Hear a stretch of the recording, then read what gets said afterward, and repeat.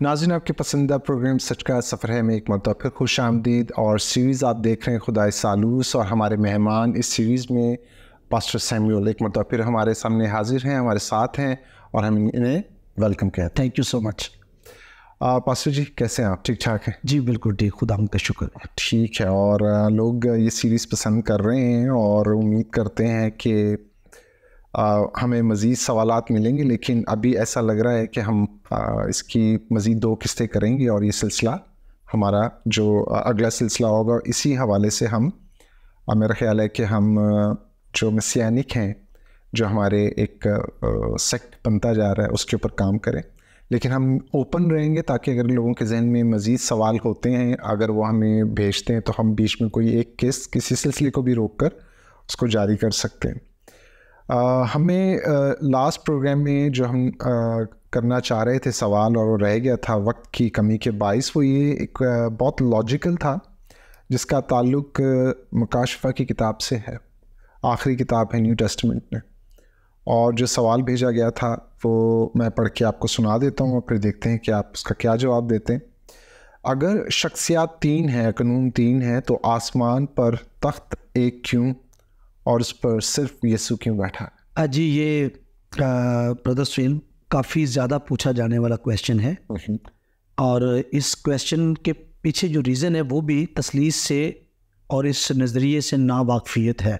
ठीक है। तो जब हम कहते हैं कि शख्सियात 3 हैं, तो हम सिर्फ इतना नहीं कहते, हम ये भी कहते हैं कि वो 3 एक ज़ात रखने के सबब से, एक जोहर रखने के सबब से बैक एक भी हैं। ठीक है। तो उनकी जो विल है वो एक है, उनका जो इख्तियार है वो एक है, और इसी तरीके से उनका जो एसेंस है वो एक है।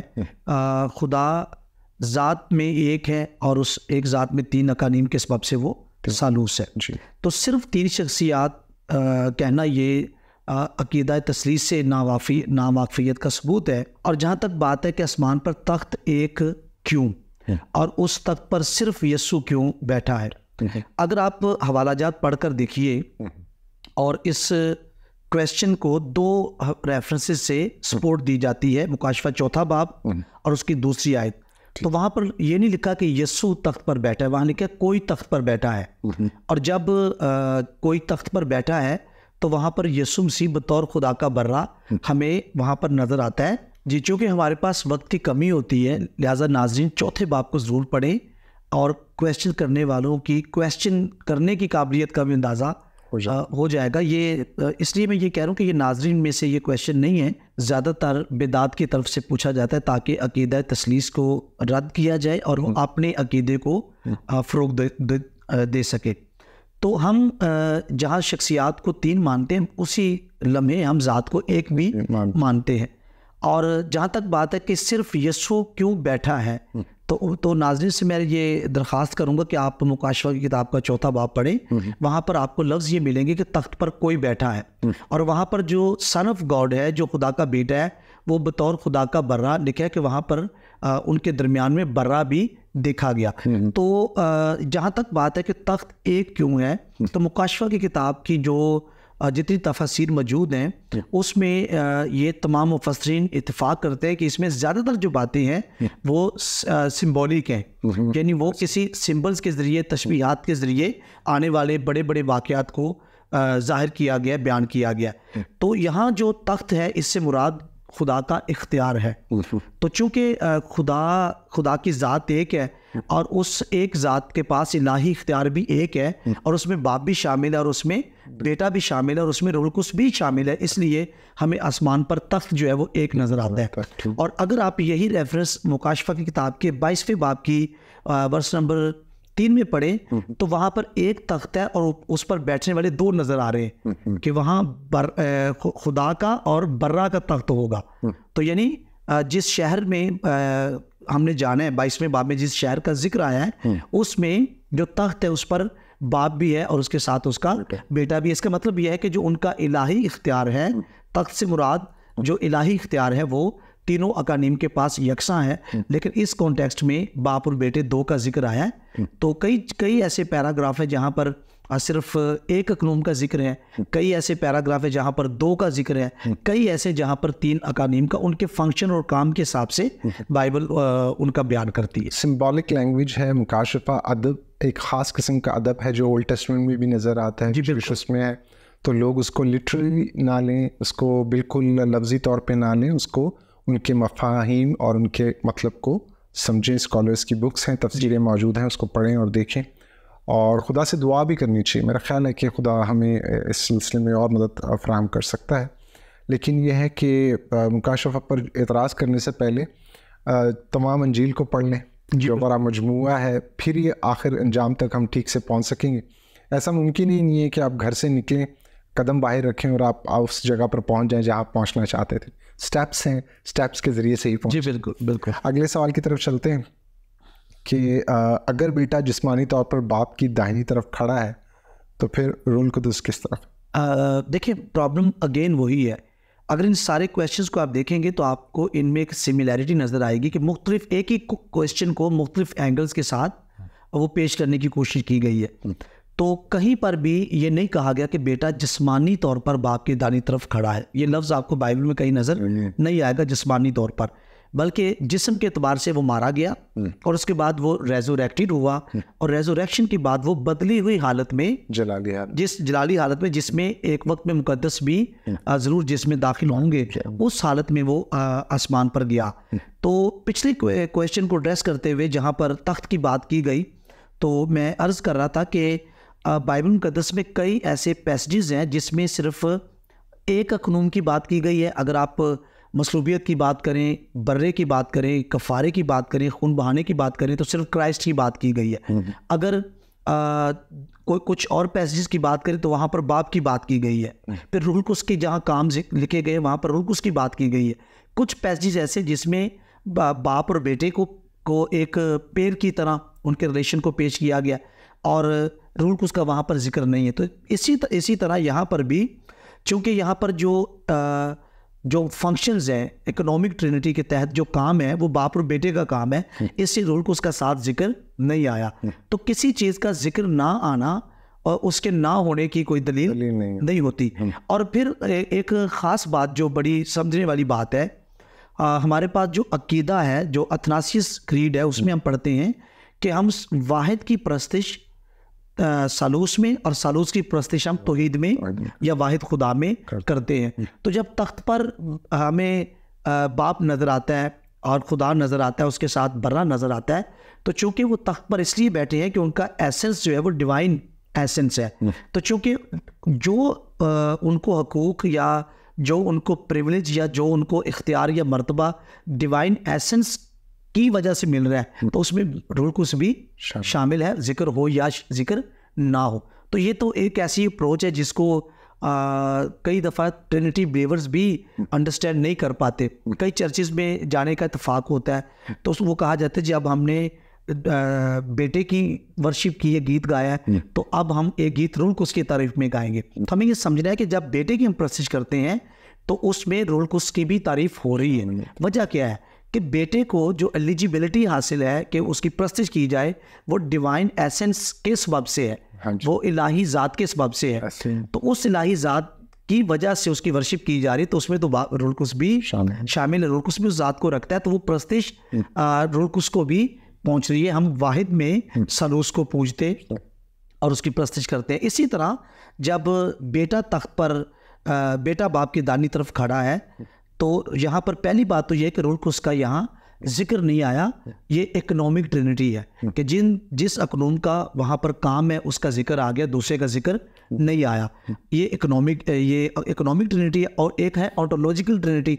ऑटोलॉजिकली वहाँ पर रूहुल कुद्दुस जिक्र ना होने के बावजूद मौजूद है, क्योंकि वो उस ज़ात और उस एसेंस में जिसकी वजह से वर्शिप और परस्तिश और तख्त पर वो बाख्तियार हस्ती बैठी है, वो उस एसेंस में शामिल है। तो देखिए यहाँ जो अगले 2 रेफरेंसेस दिए गए हैं, दानी तरफ बैठा है, फिर मरकस में मरकस 16-19, फिर माल 7:55 में खड़ा है, फिर एक बाप की 18वीं आयत में लिखा है कि गोद में है।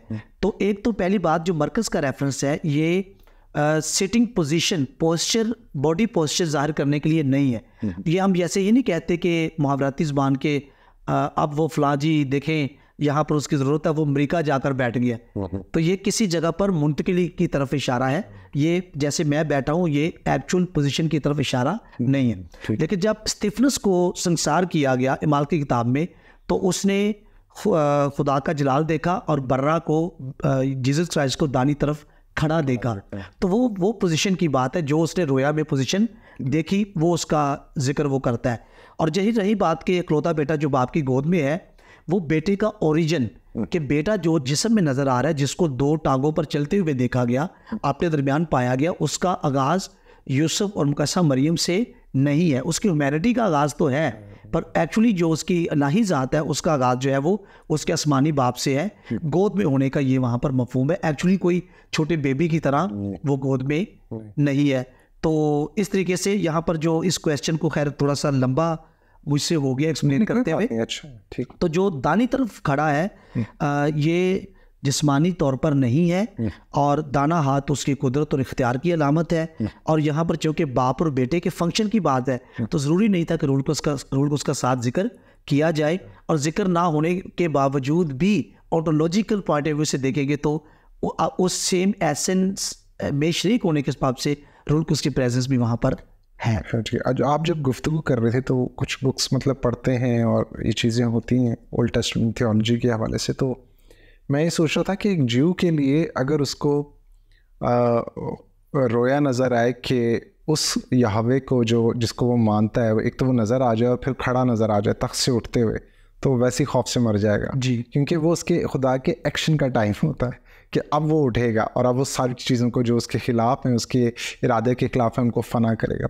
तो ये तो उसके एक्शन को जाहिर कर रहे होते हैं। अगर हम मतलब कहने का मकसद ये है, जैसे हम शुरू से हमने इस सीरीज़ का आगाज़ रखा तो हमने इस चीज़ की दावत दी कि हमें जो भी मसीहत को जानना चाहते हैं उनको तमाम जो कुतुब हैं, 66 किताबें हैं बाइबल मुक़द्दस की, उनको समझना बहुत ज़रूरी है। मैं इस हवाले से देख रहा था कि अंजीलें क्यों तहरीर की गई, तो उस रेफरेंस में जो बात हुई वो ये कि लोगों के ईमान को पुख्ता करने के लिए, ज़ाहिर करने के लिए, क्योंकि उस वक्त गनास्तियत जो नॉस्टिसिज्म है उसका बोलबाला था और परेशानी हो रही थी, क्योंकि तसव्वुर ये था कि ओल्ड टेस्टमेंट का जो खुदा है वो फ़र्क है, न्यू टेस्टमेंट का फ़र्क है, वो बहुत बुरा खुदा है और उसका कोई दुनिया से लेना देना नहीं है। और उसके साथ फिर मसीह की ज़ात के बारे में जब लोगों को गलत फहमियाँ पैदा हो रही थी, तो फिर ये थियोलॉजी का वजूद में, जिसको एरेनियस और फिर हम तरतुलियन का जिक्र करते हैं, लेकिन हम ये भूल जाते हैं कि इसमें पौलुस रसूल पहले आ जाते हैं कि जी उन्होंने इसको बिल्कुल थियोलॉजिकली चीज़ों को एक्सप्लेन करने की कोशिश की। तो उन चीज़ों को बालाए ताक रख कर ओल्ड टेस्टामेंट को, और जब हम न्यू टेस्टामेंट में आते हैं और उसमें भी जब हम अदब को छोड़ देते हैं, लैंग्वेज को नहीं समझते, बैकग्राउंड को नहीं समझते, तो फिर हम किसी एक आयत को पकड़ लेते हैं, जैसे आपने पिछले प्रोग्राम्स में कहा कि अपने मकासद के लिए, जैसे सिर्फ अगर ह्यूमैनिटी नज़र आ रही है तो बस वो फिर ह्यूमन ही है, वो दूसरी आयत को नज़रअंदाज कर देते हैं। तो वो जुल्म ना कीजिए, ना कलाम मुक़द्दस पे कीजिए, उसके जो ज़िंदा कलाम है उसमें अपनी ख़यालात का दखूल मत करें और किताब मुक़द्दस को ख़ुद अपनी इंटरप्रिटेशन करने दें। अगले सवाल की तरफ चलते हैं पास्टर जी। वो ये है कि क्या अलूहियत की सारी मामूरी यसू में मुजस्सम हुई या फिर अलूहियत का कुछ हिस्सा? ये कलीसियों के नाम ख़त दूसरे बाब से है। अच्छा देखिए, बास का क्वेश्चन रेज करते हुए ये नहीं देखा जाता कि क्वेश्चन में जो मैं रेफरेंस दे रहा हूँ या दे रही हूँ उस रेफरेंस में कुछ और लिखा है और मैं क्वेश्चन में लफ्ज़ कुछ और ऐड कर रहे हैं। हाँ जी, हाँ जी। तो जब कुर्सी 2 बाप उसकी आयत नंबर 9 को पढ़ेंगे तो वहाँ पर तो सारी मामूरी लिखा है। अच्छा, अलूहियत की सारी मामूरी यसू उसी में मुजस्सम होकर सकूनत करती है। अच्छा, अब ये जो है ना कुछ हिस्सा, तो ये नॉन ट्रिनिटेरियन जो बेंट ऑफ माइंड है या सेक्ट है, उनका ये कहना है कि अगर वो एक को डिवाइड करते हैं कि फादर जो है, बाप जो है 1/3 गॉड, बेटा 1/3 गॉड, और इसी तरीके से उनको 1/3 गॉड, 1 + 1/3 + 1/3 + 1/3 = 1, इस तरीके से वो। लेकिन ये ट्रिनिटेरियंस का ये फॉर्मूला नहीं है। अच्छा, इसमें बड़ी समझने की बात है कि ज़ात कभी तकसीम नहीं होती। जौहर कभी डिवाइड नहीं होता। इसका मतलब क्या है? इसका मतलब ये है कि आपने कभी नेवर एवर कभी आपने किसी इंसान को देखा और आप कहें कि यार ये आधा इंसान है या ये पौना इंसान है या ये 1/3 इंसान है, या वो इंसान होगा या वो इंसान नहीं होगा। इंसान नहीं होगा तो हैवान होगा या मखलूकात में से कोई कुछ और होगा। तो इसका मतलब यह है कि जिसके पास जो ज़ात है वो मुकम्मल है और कभी ज़ात तकसीम और ऑल्टर हो ही नहीं सकती। तो जब ये कहा जाता है अलूहियत की सारी मामूरी उसी में मुजस्सम होकर सुकूनत करती है, तो इसका जवाब यही है कि वो एक हिस्सा नहीं, वो पॉसिबल ही नहीं है टेक्निकली, लॉजिकली। और जो खुदा ने एक मखलूकात में जो एक सिस्टम बनाया मखलूकात के लिए मुमकिन नहीं है, तो हम डिवाइन पर्सन के लिए कैसे सोच सकते हैं? तो सारी मामूरी यानी वो कामिल खुदा है, वो मुकम्मल खुदा है, यानी उसके पास जो तो यहाँ लोगों को मुश्किल क्या आती है कि अगर एक अकनूम मुकम्मल खुदा है तो खुदा तो पूरा हो गया, फिर दूसरे अकनूम को किस खाते में डालेंगे? तो वो डिवीजन की तरफ आते हैं ताकि 3 हिस्सों को प्लस करके एक को मुकम्मल कर सके। ऐसा हरगिज़ नहीं है। एसेंस और ज़ात के एतबार से बाप, बेटा और रूह कुद्स क्योंकि same essence, same God head, same being share करते हैं, इसलिए उनमें हर अकनूम में से हर अकनूम अपनी ज़ात में मुकम्मल खुदा है, लेकिन एक से दूसरा डिस्टिंक्ट है। वो इस तरह सेपरेट नहीं है जैसे मैं और आप सेपरेट हैं। तो अलग पर्सन भी हैं लेकिन डिस्टिंक्शन है, बीइंग और एसेंस एक है। तो मैं और आप कैसे अलग हैं? अगर कल को मैं नहीं भी रहता तो आप होंगे, लेकिन अगर कोई ट्रायून खुदा की कॉन्सेप्ट की बात करे तो एक अकनून के इनकार का मतलब है आपके पास गॉड ही नहीं है, उसकी ज़ात, उसका वजूद ही या उसकी एग्जिस्टेंस ही इस तरह से है कि खतरे में डाल देते हैं।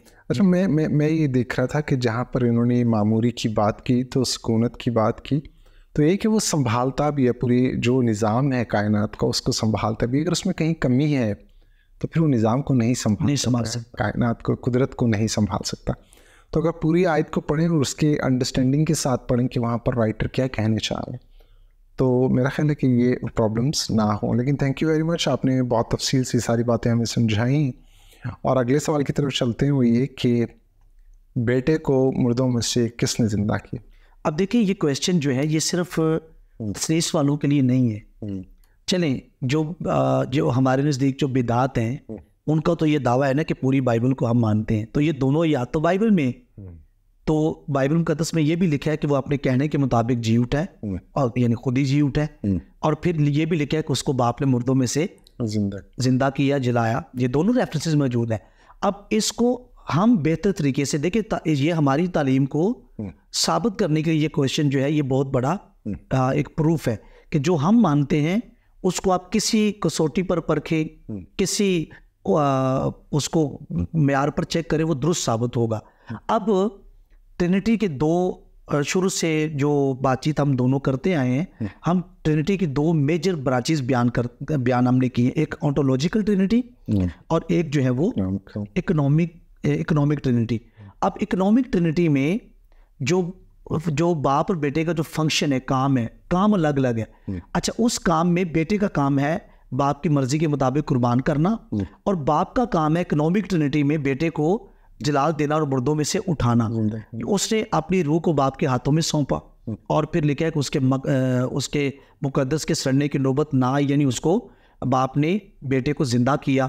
तो ये इकोनॉमिक ट्रिनिटी में बाप के जिंदा करने का जो एंगल है, यानी एक तस्वीर है उसको आप 2 एंगल्स के साथ देखते हैं। एक पहला एंगल क्या है, वो है इकोनॉमिक ट्रिनिटी, जिसमें हम तीनों अकानीम के फंक्शंस, रोल और काम की बात करते हैं। तो काम के एतबार से जब इकोनॉमिक ट्रिनिटी का चश्मा पहनकर आप देखेंगे तो आपको नजर आएगा कि बाप का काम था कि वो बेटे को जिंदा करे, बेटे का काम बाप की मर्जी के मुताबिक खुद को कुर्बान करना था। और जब आप ऑन्टोलॉजिकल ट्रिनिटी में देखेंगे तो बेटा इलाही पर्सन होते हुए, इलाही ज़ात रखते हुए अपनी कुदरत के साथ वो मुर्दों में से जी उठा। तो दोनों हवाला जात बाइबल में से है। एक बाप के काम के हवाले से बाप के जिंदा करने का जिक्र करता है, और दीगर हवाला जात में जहाँ पर बेटा खुद जी उठा है वो उसके खुदा होने की तरफ इशारा करता है कि वो अपने आप में कुदरत रखता है और वो मौत पर गालिब आकर मुर्दों में से जिंदा हो सकता है, और वो हुआ। ठीक हो, दोनों बातें दुरुस्त हैं जी, ठीक हो गया। 2 एंगल हैं, 2 एंगल डिफरेंट जी जो है उन बातों को जाहिर करते हैं। थैंक यू पास्टर जी। और फिर हम अगले सवाल की तरफ जा रहे हैं, वो ये कि अगर खुदा, बेटा और रूहुल कुद्दुस बराबर हैं, तो फिर बेटे के खिलाफ कुफर माफ़ जबकि रूहुल कुद्दुस के खिलाफ क्यों नहीं है? जी, तो ये इनका जो टारगेट है, चलें बल्कि मेरा ख्याल है कि ये भी कहा जाता है कि रूहुल कुद्दुस के खिलाफ गुनाह माफ़ नहीं किया जाएगा, तो रूहुल कुद्दुस के ये है ना? हाँ जी, रूहुल कुद्दुस के खिलाफ गुनाह माफ़ क्यों नहीं किया जाएगा? पहली बात तो ये है कि आप देखिए कि बाप को खुदा मानने का तसव्वुर या अकीदा तमाम मसीही फ़िरक़ों में पाया जाता है। अब बाप खुदा है, बेटे को ये कहते हैं कि बेटा सिर्फ बॉडी है, बेटा खुदा नहीं है। तो जब बेटा खुदा नहीं है तो फिलिपियों के ख़त के दूसरे बाब में उसको खुदा के बराबर रसूल कैसे कह सकते हैं? एक गैर खुदा है और एक हकीकी खुदा है। तो जो गैर हकीकी खुदा है वो हकीकी खुदा के बराबर कैसे हो सकता है? उसने अगरचे खुदा की सूरत पर था, खुदा के बराबर होने को कब्जा में रखने की चीज़ ना समझा, तो वहाँ पर बराबरी बताई गई है। तो ये तो बाप और बेटे की बात है। अगला क्वेश्चन जो आपने अब इस वक्त किया है, तो यानी मैं ये कहना चाह रहा हूँ कि दो अकनून जब आपस में दो बराबर हैं तो बराबरी के लिए दो ऑब्जेक्ट आपको चाहिए। You can not compare just one thing. आप इस एक चीज़ को इसी के साथ कंपेयर तो नहीं कर सकते। You need at least two objects to get true comparison. तो बाप और बेटे को बराबर बताया गया है क्योंकि ये एसेंस और ज़ात की बात हो रही है। यहाँ से तो हमें पता चल रहा है कि बाप और बेटा दो अकनून हैं, इसलिए वो बराबर भी हैं। लेकिन क्वेश्चन ये है कि बेटे के खिलाफ गुनाह मुआफ़ कर दिया जाएगा और उनको इसके खिलाफ गुनाह मुआफ़ नहीं किया जाएगा, तो फिर ये दोनों बराबर कैसे हैं? तो अभी ये देखना है कि बेटा तजस्सुम इख्तियार करके आया है। तो पहली बात तो ये है कि बेटे का जो मैंडेट है वो दुनिया को बचाना है, मुजरिम ठहराना नहीं है। अगर बचाने वाला ही किसी की मौत की वजह बन जाए कि जी वो बचाने के लिए आया, लोगों ने उसको कुछ नहीं जाना, उसके खिलाफ कुफर बोला और अब वो उस कुफर के सबब से उनको मारा जाएगा, तो जो बचाने के लिए आया वो लोगों की मौत की क्या बन गया? वजह बन गया। इसलिए स्लीपर भी आप देखिए उसने कहा कि आए बाप इनको मुआफ़ कर, नहीं जानते क्योंकि ये नहीं जानते, ये गुनाह इनके ज़िम्मे ना लगाना। बाकी जो भी उनके मामलात हैं वो हैं, लेकिन ये गुनाह क्योंकि जब बेटे ने बशरियत इख्तियार की और उससे पस्त इख्तियार की, बशर बना, छोटा हुआ, तो उसकी ज़ात के बारे में गलत फ़हमी होने का चांस मौजूद था कि कोई उसको रद्द कर दे। ये इसलिए तो कहा गया कि जब पतरस रसूल ने कहा कि तो जिंदा खुदा का बेटा मसीह है, तो कहा गया कि ये बात तुझे खून और गोश्त ने, ये उनकी अप्रोच, उनकी हिकमत से बालातर है, ये आसमानी बाप ने तुझ पर जाहिर की है। तो बेटे के खिलाफ गुनाह दो बातों की वजह से मुआफ़ कर दिया जाएगा। पहली बात कि बेटे ने चूँकि पस्ती इख्तियार की, वो बशरी जामे में नज़र आया, तो कोई जिसकी रूहानी आंखें नहीं खुली उसको गलती हो सकती है, और ज़्यादातर लोगों को गलती हुई क्योंकि वो जिस्मानी बातों का ज़्यादा लिहाज करते थे। इसलिए उन्होंने उसके जलाली कामों को देखने के बाद भी उसकी अल्लाही ज़ात का इकरार नहीं किया। दूसरी बात, खुदावंद यीशु मसीह का जो मैंडेट है वो जो उसने ज़मीनी ज़िंदगी बसर की उस टाइम में, अब जब वो दोबारा आएगा तो डिफरेंट मकसद के साथ आएगा। तो वो बचाने के लिए आया था, छुड़ाने के लिए आया था, तरस खाने के लिए, मुआफ़ करने के लिए। तो अगर वो किसी के मरने की, किसी की मौत की वजह बन रहा होता तो ट्रू मायनों में वो फिर बचाने वाला नहीं हो सकता था। तो रही बात रूहुल कुद्दुस के खिलाफ गुनाह क्यों मुआफ़ नहीं किया जाएगा, तो रूहुल कुद्दुस ने ना तजस्सुम इख्तियार किया है और ना ही रूहुल कुद्दुस का पर्पस और मकसद जो है वो कफ़ारा देना है। रूहुल कुद्दुस का मकसद बचाना तो है ही, जो इंसान की ज़िंदगी में दाखिल करने का, निजात देने का जो मकसद है वो बाप, बेटे और पाक रूह खुदा सलूस का मकसद है। लेकिन मेरा जो मतलब है बेटे के बचाने से जो मेरी मुराद है वो है उसने स्लीप पर जान दी, उसने फिदिया दिया, वो मुजरिम ठहराने नहीं आया। तो इन शॉर्ट ये है कि बेटा चूँकि तजस्सुम इख्तियार कर चुका है और वो पस्ती की हालत में है, इसलिए उसके खिलाफ जो गुनाह होगा वो मुआफ़ कर दिया जाएगा। रूहुल कुद्दुस ने चूँकि तजस्सुम इख्तियार नहीं किया, इसलिए रूहुल कुद्दुस के खिलाफ गुनाह मुआफ़ नहीं किया जाएगा। और इसका जो कॉन्टेक्स्ट है वो ये है कि तो बदरूहों के सरदार की मदद से, बाज़िल की मदद से बदरूहों को निकालता है, और उसने कहा कि अगर मैं खुदा के रूह की मदद से निकालता हूँ, वहाँ पर ये सारी बात वो रूहुल कुद्दुस को मतलब बुरी रूह से गोया वो तशबीह दे रहे थे या वो उसकी तरफ इशारा कर रहे थे। अच्छा, मैं एक और चीज़ देख रहा था कि हमें ओल्ड टेस्टामेंट में जैसे योएल नबी का सहीफ़ा और हमें अमाल में भी उसका रेफरेंस नज़र आता है, तो वो वाकिफ़ थे इन तमाम बातों से कि जिस दौर में मसीहानिक एज में जो शुरू होती क्राइस्ट के आने से, अब खुदा की बादशाहत का जो सिलसिला शुरू हो जाता है, जो वादा है, और उसमें पाक रूह का बहुत ज़्यादा उसका कंट्रीब्यूशन है।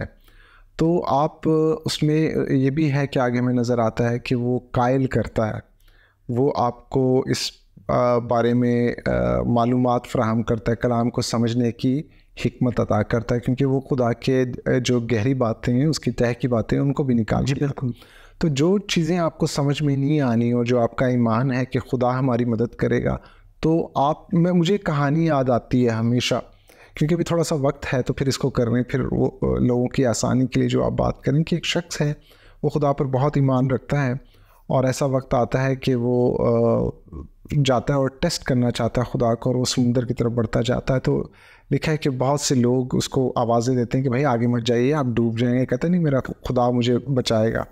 फिर उसके बाद एक कश्ती वाले आते हैं, फिर वो बताते हैं पानी काफ़ी ऊपर आ जाता है, बोलते हैं कि भाई आप डूब जाएंगे, आप मर जाएंगे। कहते नहीं, मेरा खुदा मुझे बचाएगा।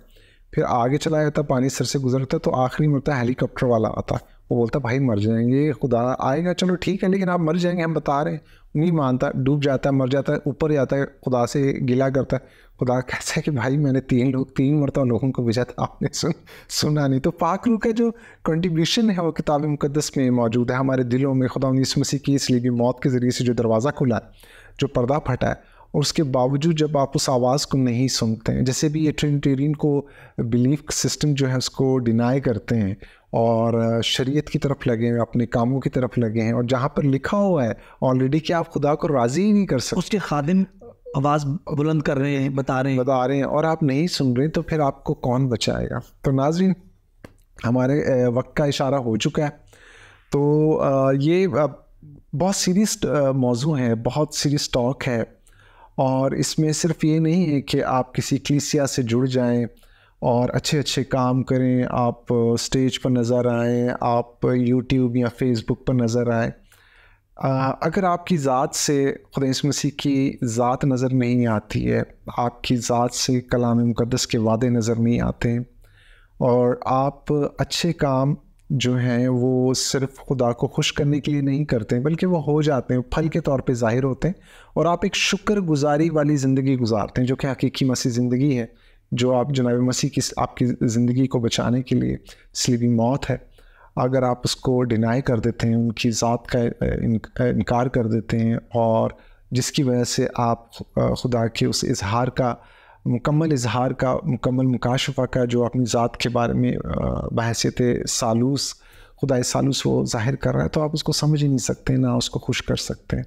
तो इस छोटी सी बात के साथ, एक तंबीह के साथ, एक दरख्वास्त के साथ कि कलाम मुक़द्दस को उसके कॉन्टेक्स्ट में तमाम किताबों को पढ़ें, सिर्फ एक आयत के साथ अपने लिए कोई राय कायम मत कीजिए। इजाज़त दीजिएगा। खुदा हाफिज़।